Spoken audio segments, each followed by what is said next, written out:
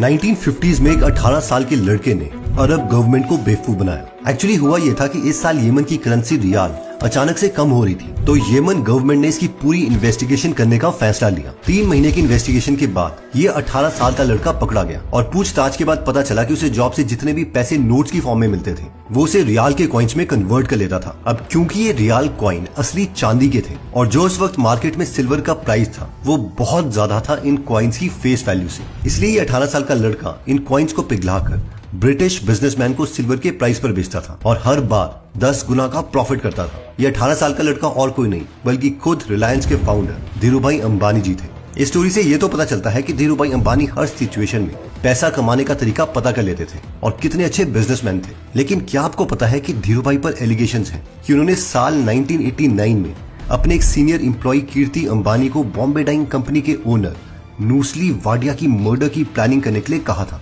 जिसकी वजह से पुलिस ने इस एम्प्लॉय को अरेस्ट भी किया था। इसके अलावा एक लीगल चैम्बर में एक केस की हियरिंग के दौरान सीनियर वकील ने धीरूभाई अंबानी के खिलाफ ये बोला था, आज धीरूभाई अंबानी सरकार से भी बड़े हो गए हैं, वो प्राइम मिनिस्टर को बना भी सकते हैं और हटा भी सकते हैं। अगर कोई न्यूज़पेपर उन्हें क्रिटिसाइज करता है तो वो कहते हैं तुम मेरी एडवर्टाइजिंग की वजह से टिके हुए हो, और अगर कोई पॉलिटिकल पार्टी का लीडर उनके अगेंस्ट स्टैंड लेने की कोशिश करता है कि मेरे आदमी सभी पॉलिटिकल पार्टीज में है और मैं तुम्हें इस पॉलिटिकल पार्टी से कभी भी निकलवा सकता हूँ। धीरूभाई अंबानी आज सिस्टम के लिए खतरा बन चुके हैं और इन्हें आज कोई नहीं हरा सकता। लेकिन आज से पहले हमने कभी भी धीरूभाई अंबानी के बारे में ऐसा सुना ही नहीं था, और जब भी हम धीरूभाई अंबानी जी का नाम सुनते हैं तो हमारे माइंड में एक हार्डवर्किंग और काइंड हार्टेड इंसान की इमेज आती है। लेकिन ये सारी बातों को हमसे छुपाया गया। दरअसल धीरूभाई अंबानी के बारे में ऐसी ही कई सारी नेगेटिव बातें हमीश मैकडॉनल्ड्स ने अपनी बुक द पॉलिस्टर प्रिंस में लिखी है। इस बुक में धीरूभाई के इतने ज्यादा राज खोले गए हैं जिसे खुद रिलायंस ग्रुप ने इंडिया में बैन करवा दिया था। लेकिन सवाल ये है कि इस बुक में ऐसा है क्या कि इसे बैन करवाने की जरूरत पड़ी।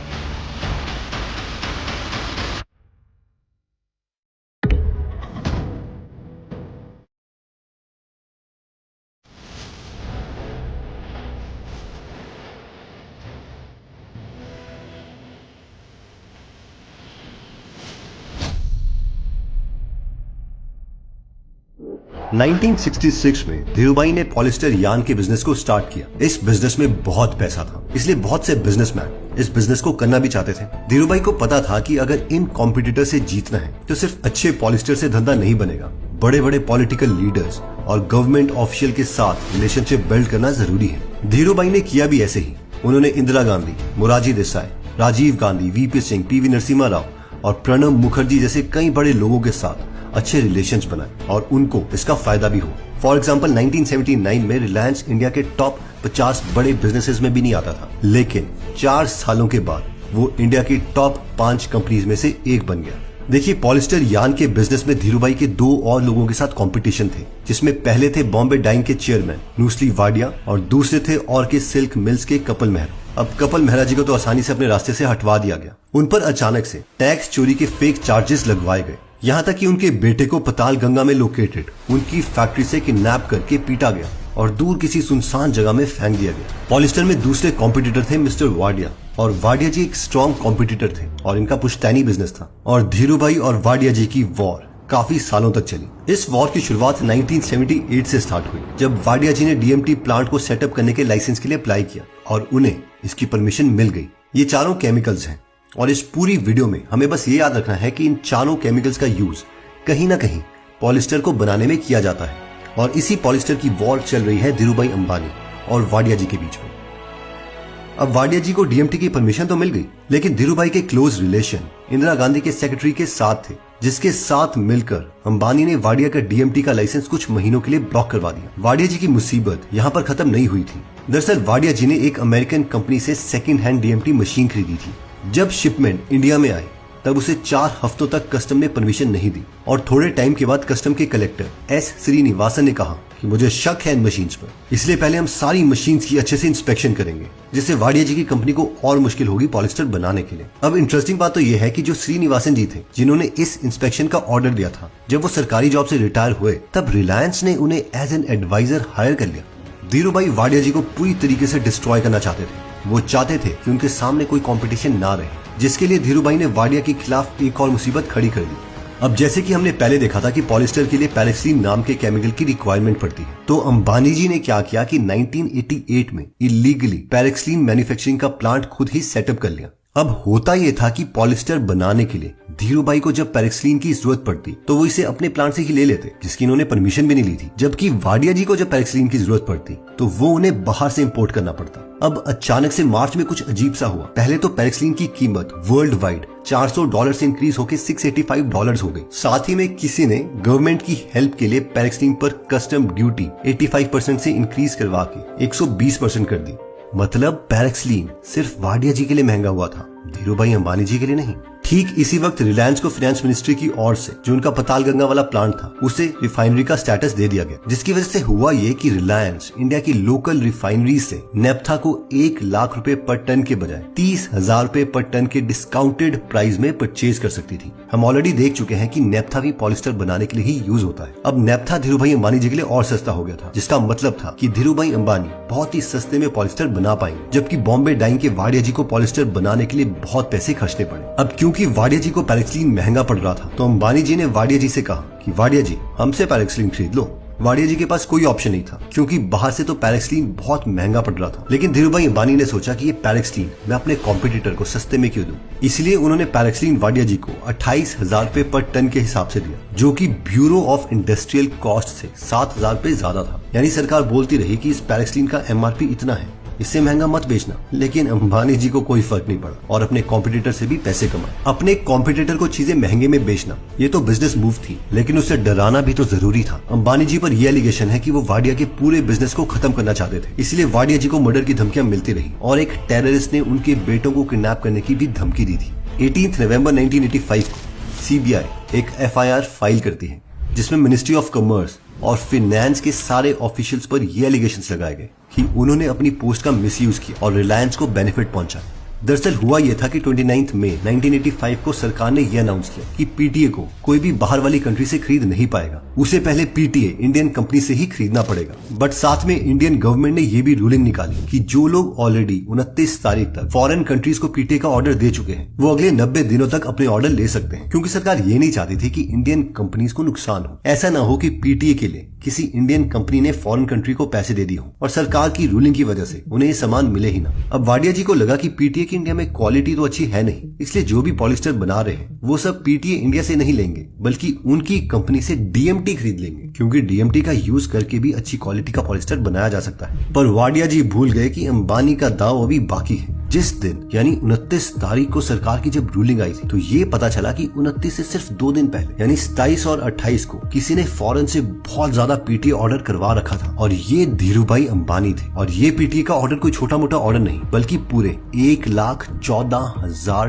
टन का ऑर्डर था। अब इतना बड़ा ऑर्डर लेने के लिए धीरूभाई ने सारे बैंक से उधार लिया था। इन ऑर्डर की लिस्ट को सुनी। इंपोर्ट पॉलिसी में चेंज होने के कुछ घंटे पहले कैनेडा बैंक के साथ 29 मई के दिन 12,000 टन का उधार लिया गया। इसके अलावा सोसाइटी जनरल, बैंक की विंडोज ह्यूज और स्टैंडर्ड चार्टर्ड बैंक जैसे फॉरेन इंस्टीट्यूट के साथ 42,000 टन के लिए उधार लिया गया। सरकार की रूलिंग से जस्ट 2 दिन पहले यानी 27 मई को रिलायंस ने पेट्रोलियम मिनिस्ट्री के साथ 50,000 टन PTA के लिए कॉन्ट्रैक्ट साइन किया, जिसके लिए उसी दिन standard chartered bank, state bank of India से उधार लिया गया। यानी ऑलमोस्ट हर बैंक से 3 दिन में उधार लेके PTA खरीद लिया गया। इससे 2 बातें साफ होती हैं। 1, धीरूभाई के कॉन्टैक्ट हर एक बैंक से बहुत अच्छे थे, और उससे भी इम्पोर्टेंट सेकंड पॉइंट है कि सरकार की रूलिंग आने से पहले ही अंबानी जी को सब पता था कि क्या होने वाला है, और 3 दिन में उन्होंने सालों का PTA बाहर से मंगवा लिया और वाडिया जी बस देखते रह गए। 1984 में रिलायंस ने RMHU के लिए अप्लाई किया, जिसका मतलब था कि वो 1 साल में सिर्फ खुद के लिए 51,000 टन पैराक्सीन प्रोड्यूस कर सकता है। अब हर साल 51,000 टन पैराक्सीन प्रोड्यूस करने के लिए बड़ी मशीनें चाहिए थी, इसलिए फॉरेन से उसे खरीदा गया। लेकिन इसके बाद रिलायंस की एक रिपोर्ट बाहर आती है, जिसमें लिखा गया था कि जुलाई 1988 से मार्च 1989 तक यानी कि 9 महीने के अंदर कंपनी ने 67,968 टन पैराक्सीन को प्रोड्यूस किया, जबकि रिलायंस को 1 साल में सिर्फ 51,000 टन पैराक्सीन बनाने की परमिशन थी, और 67,968 टन तो उसने 9 महीने में बनाया। अगर इसका हिसाब किताब हम 12 महीने के लिए लगाएं तो ये करीबन करीबन 90,000 टन पैराक्सीन पड़ता है, जिसका सीधा मतलब था कि रिलायंस ने अपनी प्लांट की कैपेसिटी को झूठा दिखाया और फॉरेन से जो मशीन मंगवाई गई थी वो ज्यादा कैपेसिटी की थी, और साथ में ये जो भी एक्स्ट्रा पैराक्सीन प्रोड्यूस किया गया उसका कोई टैक्स नहीं दिया गया, और ये टैक्स अप्रोक्सीमेटली 100 करोड़ रुपए था। इससे पहले कि हम नेक्स्ट एलिगेशन के बारे में बात करें, पिछली 2 वीडियोस में हमें कमेंट आ रहे थे कि हमें एडिटिंग करते कैसे हैं, ये मैग्नेट्स मीडिया यूट्यूब चैनल की तरह हम कैसे एनिमेशन करते हैं, इसका क्या कोई सॉफ्टवेयर है या इसका कोई कोर्स है क्या। इसके अलावा और भी इंटरेस्टिंग बात तो ये हुई कि जब मेरे 4 यूट्यूबर फ्रेंड ने भी इस एडिटिंग स्टाइल की तारीफ करी, तो इस पर मुझे और मेरी टीम को ये तो क्लियर था कि इस स्किल की डिमांड बहुत है, यूट्यूबर्स को अच्छा एडिटर नहीं मिल रहे हैं जो इस तरीके की एनिमेशन कर सके। तो हमने सोचा कि क्यों ना हम एडिटर्स को ट्रेन करें, उन्हें कोर्स दें और उस कोर्स में एक असाइनमेंट भी दें। अब जिसका भी मन होगा वो असाइनमेंट कर सकता है और हम अपनी वेबसाइट में लोगों की असाइनमेंट शेयर करेंगे। अगर किसी यूट्यूबर को उनका काम अच्छा लगता है तो हम उस एडिटर से उन्हें मिलवा सकते हैं, इससे एडिटर को काम मिल जाएगा और यूट्यूबर को आसानी से अच्छे लेवल का एडिटर। तो अभी तो हमने ये कोर्स नहीं बनाया है, ना ही हमें ये पता है कि इस कोर्स का प्राइस क्या होना चाहिए, क्योंकि कई लोग इस एडिटिंग कोर्स के 44,000 रुपीज तक चार्ज कर रहे हैं। एनीवेज हम नहीं चाहते किसी को इतना पे करना पड़े। अभी हमने अपने कोर्स के प्राइस को डिसाइड नहीं किया है, लेकिन हमें ये पता है कि इसका प्राइस फ्यूचर में 1247 रुपीज से कम तो नहीं होगा। तो अभी अगर आप इस कोर्स को प्री बुक करना चाहते हैं तो इसका लिंक हमने डिस्क्रिप्शन और फर्स्ट कमेंट में दे दिया है, और प्री बुक करने पर आपको 500 रुपीज का डिस्काउंट मिलेगा, यानी अभी आप इसे 747 रुपीज में ले सकते हैं। आपको अप्रोक्सीमेटली 30 दिन के बाद मिलेगा, लेकिन ये बेस्ट कोर्स होगा और हम इस कोर्स में अपनी एग्जैक्टली एक वीडियो कंप्लीट करके दिखाएंगे। इसके साथ ही इस कोर्स में करीबन 2 मिनट की असाइनमेंट होगी, जिससे आप कंप्लीट करोगे तो उसे हम अपनी वेबसाइट में मेंशन कर देंगे, ताकि कोई भी एम्प्लॉयर जो एडिटर को ढूंढ रहा है वो आपको हायर कर पाए। और हाँ, कोर्स रिलीज होने से पहले अगर आपको लगता है कि आपको ये कोर्स नहीं चाहिए तो हम आपके 747 रुपीज वापस कर देंगे, बट वी प्रॉमिस कि ये कोर्स इन 44,000 रुपीज के कोर्स से बेटर होगा। अगर आप इस स्किल में इंटरेस्टेड हैं तो इसका लिंक मैं डिस्क्रिप्शन और फर्स्ट कमेंट में दे दूंगा। अगर आपको डिस्क्रिप्शन में लिंक नहीं दिख रहा है तो इसका मतलब है कि काफी स्टूडेंट्स ने अप्लाई कर दिया है और अभी हम स्टूडेंट्स को एक्सेप्ट नहीं कर रहे हैं। साल 1983 में इंडियन गवर्नमेंट एनआरआई इन्वेस्टमेट एक्ट में चेंजेस करती है, जिसके तहत एनआरआई कंपनीज को सरकार इंडियन शेयर्स में डायरेक्टली इन्वेस्ट करना अलाउ करती है। 26 जुलाई के दिन मुखर्जी 11 फॉरेन कंपनीज की लिस्ट दिखाते हैं जो कि आइल ऑफ मैन में रजिस्टर्ड थी। आइल ऑफ मैन आयरिश सी में लोकेटेड है। ये एक टैक्स हेवन कंट्री है जिसे कई अमीर बिजनेसमैन टैक्स की चोरी करने के लिए यूज करते हैं। एनीवेज, इन 11 में से 2 कंपनी के नाम थोड़े अजीब से थे, क्रोकोडाइल लिमिटेड और दूसरा था फियास्को ओवरसीज लिमिटेड। फियास्को का हिंदी में मतलब है असफलता। इन नाम से तो लग रहा था कि कुछ तो गड़बड़ है। जनवरी 1984 में इंडिया टुडे ने ये अपनी जांच में बताया कि ये सभी 11 कंपनीज 3 साल के अंदर बनाई गई थी, यानी 1979 से 1982 के बीच में, और इन सारी कंपनी के जो डायरेक्टर थे उनके अंग्रेजों के नाम थे। लेकिन 1982 में अचानक से इनके डायरेक्टर इंडियन बन गए और मैक्सिमम कंपनीज का एक कॉमन सरनेम था और ये सरनेम शाह था। इन 11 में से 8 कंपनी में सबसे बड़े investor English Midland city of Leicester के रहने वाले कृष्णा शाह, उनकी वाइफ, 3 बेटे और एक डॉटर इन लॉ थी। इसके अलावा न्यूयॉर्क के रहने वाले कपल प्रफुल्ल और नालिनी शाह